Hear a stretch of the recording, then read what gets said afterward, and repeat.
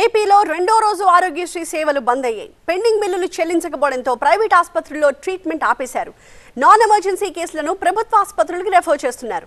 అనకాపల్లిలోని private ఆసుపత్రుల నుంచి updates ని కరెస్పాండెంట్ ఈశ్వర్ అందిస్తారు.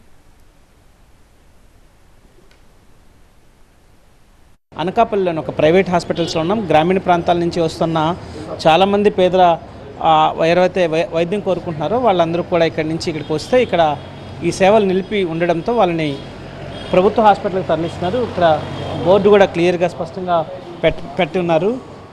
ఒకసారి మనం చూస్తే ఆరోగ్యశ్రీ మరియు ఈహెచ్ఎస్ సేవలు బంద్. ప్రజలకు విజ్ఞప్తి, మా ఆరోగ్యశ్రీ ట్రస్ట్ నుండి అందవలసిన బకాయిలు 9 నెలలుగా సుమారు 1500 కోట్లు ఉండడం వల్ల ఆంధ్రప్రదేశ్ ప్రైవేట్ ఆసుపత్రుల నెట్వర్క్ అసోసియేషన్ అన్నీ కూడా ఆరోగ్యశ్రీ మరియు ఈహెచ్ఎస్ సేవలు నిలిపేయబడుతుంది. దీని కారణంగా ప్రజలు ఇబ్బంది పడతారు.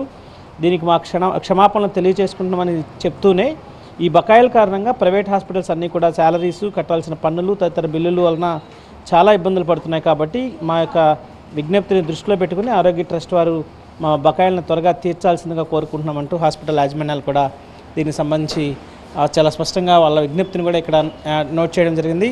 ప్రజలైతే ఇబ్బందులు పడతారన్న విషయం వాళ్ళకి అర్థమవుతుంది, కానీ అంతకు మించి హాస్పిటల్స్ కూడా ఇబ్బందులు ఉన్నాయన్నది వాళ్ళ విజ్ఞప్తి కనిపిస్తుంది. ప్రస్తుతం మనతో ఇక్కడ ASHA hospitals general secretary Avinash గారు ఉన్నారు. సార్, డాక్టర్ గారు, ఎట్లా చూడాల్సిన నేపథ్యం? గ్రామీణ ప్రజలు చాలా హోప్తో వస్తుంటారు హాస్పిటల్స్కి. ఒకవైపు అదే మీకు కూడా అంతే ఇబ్బందులు ఉన్నట్టున్నాయి. దీన్ని ఎలా సాల్వ్ చేయడం? సార్, లాస్ట్ 12 months నుంచి కూడా పేమెంట్స్ అన్నాయి.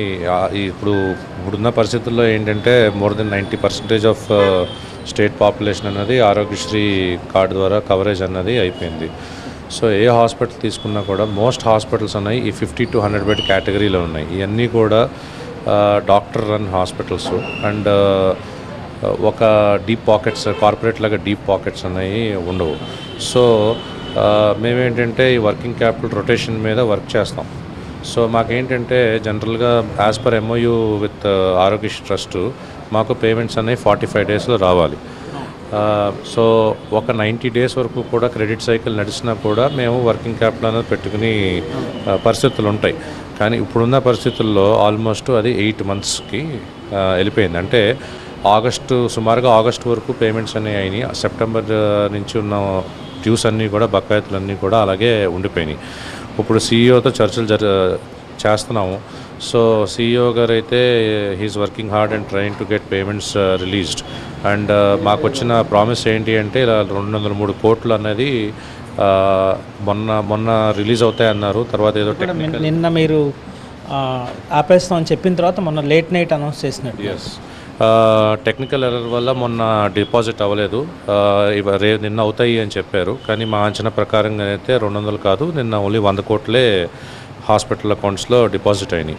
ఓవరాల్ డ్యూస్ చూసుకుంటే 1500 కోట్లు ఉన్నాయి.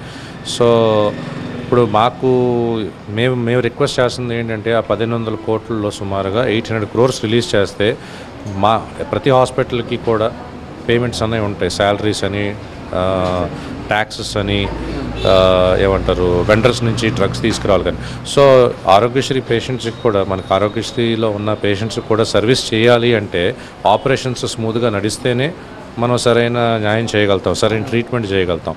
భాస్కర్తో ఈశ్వర్, TV9 అనకాపల్లి నుంచి.